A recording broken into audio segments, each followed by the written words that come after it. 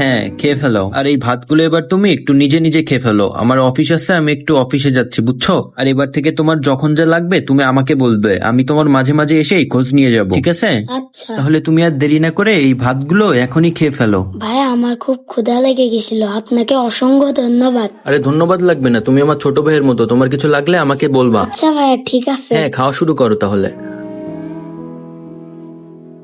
মজা।